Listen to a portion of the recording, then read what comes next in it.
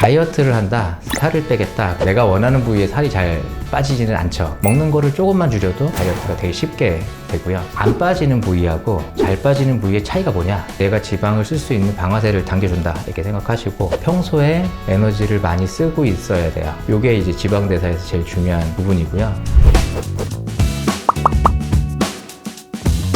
안녕하세요 여러분, 메모리TV의 샘킴입니다. 오늘은 제일 고민스러운 부분일 수 있을 것 같은데요, 부위별로 뭐 팔뚝이나 옆구리나 혹은 엉덩이 뒤, 허벅지, 나는 왜 살을 빼는데 특정 부위에 살이 빠지지 않을까, 가장 흔하고 해결이 잘 되지 않는 그런 고민들에 대해서 얘기를 해볼까 하고요. 다이어트를 하면서 내가 원하는 부위에 살이 잘 빠지지는 않죠. 그런 경험을 많이들 해보셨을 것 같아요. 다리가 얇아졌으면 좋겠어, 나는 배가 좀 들어갔으면 좋겠어, 이렇게 생각을 하는데, 실제로 다이어트를 해보면 내가 원하지 않는 부위가 먼저 빠지는 경우가 많죠. 볼살이 퀭해진다든지, 마라토너처럼 얼굴에 너무 살이 빠지고 내가 원하는 부위는 정작 잘 빠지지 않는 경우도 많습니다. 일단 기본적으로 저희가 다이어트에 대해서 그동안 쭉 얘기를 했었는데, 살을 빼면서 특정 부위도 뺄 거냐, 혹은 살을 빼지는 않는데 내가 그냥 지금 정도 몸무게면 괜찮은데 특정 부위의 체형만 바꾸고 싶은 거냐, 그거에 대해서도 좀 결정할 필요가 있을 것 같고요. 우리가 몸에서 지방을 태워서 대사를 일으키는 과정이 있어야 되기 때문에, 기본적으로 내가 생활을 할 때 내 몸에 지방 대사가 잘 일어나는 환경을 평소에 만들고 산다, 거기까지는 동일해요. 그러면 지방 대사를 잘 일어나게 하는 생활 습관이란 게 뭐냐, 제가 지금까지 계속 얘기 드렸지만, 한 가지는, 첫 번째는 규칙성, 두 번째는 활동성. 그러면 규칙성은 식사, 그 다음에 운동, 수면, 세 가지의 규칙성. 그래서 저는 보통 비만 상담 오시면 세 가지, 밥 먹는 시간, 그 다음에 운동하는 시간, 자는 시간을 딱 정하라고 얘기를 해요. 정해 놓으세요. 그게 다이어트가 아니더라도 우리 몸에서 지방이란 조직을 에너지화해서 이렇게 대사 과정에서 쓰기 위해서 평상시 리듬을 잘 만들어 가는 게 중요하기 때문에, 일정한 시간에 일정한 음식을 먹고, 일정한 시간에 일정한 운동을 하고, 때가 되면 잠을 자고, 자는 시간에 공복 시간을 최대한 길게 가져간다. 요게 이제 지방 대사에서 제일 중요한 부분이고요. 그리고 한 가지 활동성은 저번 시간에 말씀드렸지만, 평소에 에너지를 많이 쓰고 있어야 돼요. 내가 지방을 대사를 시키려면 힘든 운동을 할 때, 우리가 힘든 운동을 하는 그 순간에 지방을 많이 쓰지 못하기 때문에 내가 지방을 쓸 수 있는 방아쇠를 당겨준다 이렇게 생각하시고, 운동을 하고 있지 않은 평상시에 내 몸에서 지방이 잘 타서 에너지로 쓰이게끔 평상시 활동량을 좀 늘리겠다. 우리는 항상 매일 음식을 먹고 에너지를 섭취를 하죠. 그렇지만 그 섭취된 에너지가 지방으로 저장될 수도 있지만, 또 저장된 지방을 또 바로바로 써서 이제 에너지를 태워서 내보내는, 이게 굉장히 활성화가 돼 있어야 돼요. 그래서 내 몸이 지방을 에너지원으로 사용하는 것이 활성화돼 있게끔 만들어 주겠다. 그게 어떤 체형 관리를 하는 사람의 가장 기본적인 생활 패턴이고요.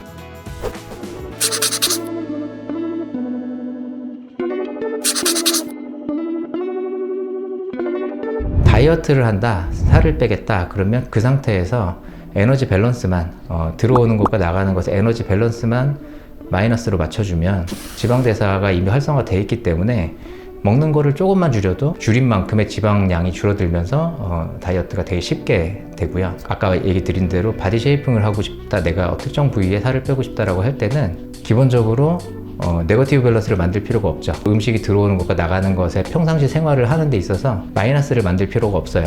제로 밸런스 개념으로 나는 들어오는 거와 나가는 거를 비슷하게 만들어서 체중 유지를 하겠다. 다만 지방 대사를 활성화시키는 어떤 생활을 계속 하고 있다 나는. 그러면 안 빠지는 부위하고 잘 빠지는 부위의 차이가 뭐냐? 기본적으로는 사람 몸에 지방이 대사가 똑같은 동일 조건에서 지방이 잘 깨지는 부위가 있고요, 좀 잘 깨지지 않는 부위가 있습니다. 대표적으로 여성들의 허벅지, 엉덩이 뒤쪽 이런 부위가 복부에 비해서 지방 대사가 적게 일어나거든요.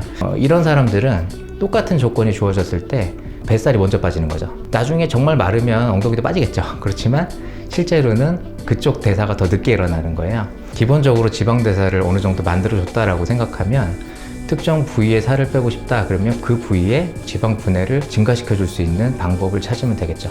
제가 말씀드리고 싶은 거는, 사실 체형 관리라는 걸 할 때 조금 더 구체적으로 목표를 딱 정해서 그 부위를 문제가 뭔지를 먼저 진단을 정확히 할 필요가 있다. 내가 팔뚝이 처져 있다. 그러면 이게 처진 건지, 팔뚝에 살이 많은 건지, 그 부위가 특정 어떤 조건에서 살이 늦게 빠지고 있는 건지, 아니면 처짐이 해결되지 않는 건지, 옆구리가 살이 자꾸 안 빠진다.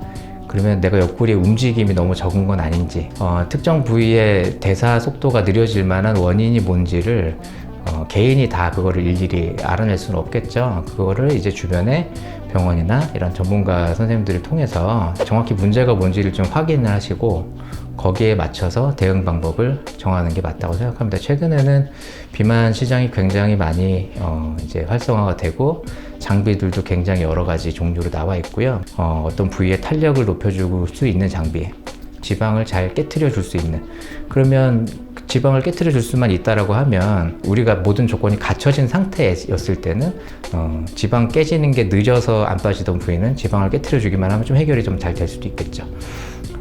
근데 어떤 부위는 딱딱하게 셀룰라이트처럼 이제 지방 주변 조직들이 굳어져서 림프 순환이 잘 일어나지 않고 지방 배출이 잘 되지 않는다. 이런 경우에는 단지 지방이 깨진다고 해서 걔가 밖으로 나가지 못하고 정체가 된다면 또 효과가 많이 일어날 수 없겠죠. 그래서 이런 해당 부위별로의 전략적인 접근이 좀 필요할 것 같습니다.